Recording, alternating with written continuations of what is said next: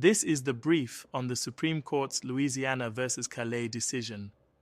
A 6-3 ruling just struck down a Louisiana congressional map and radically altered the Voting Rights Act, shifting America's electoral power and fundamentally changing how we define discrimination.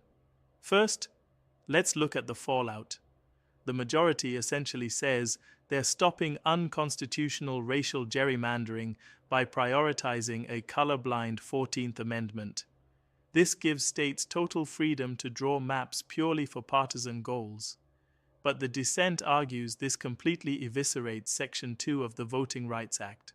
Now, plaintiffs actually have to prove intentional racial discrimination rather than just showing discriminatory effects. The winners are partisan state legislatures and white conservative voters.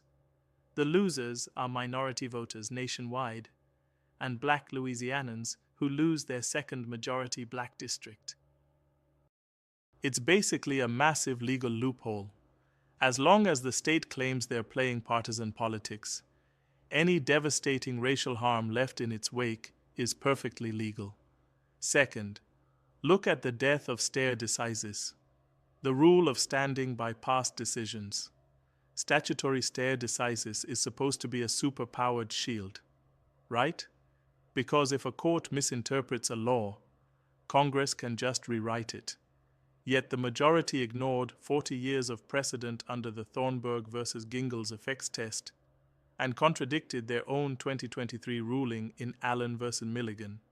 So how does a court dismantle this impregnable legal shield without Congress changing a single word?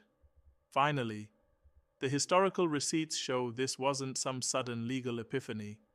It's the culmination of a 40-year ideological crusade against race-conscious remedies.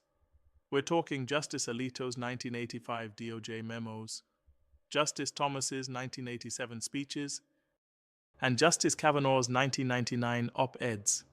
Ultimately, the Calais decision is legally weaponizing partisan politics to dismantle decades of civil rights protections, prioritizing a long-standing ideological agenda over established legal precedent.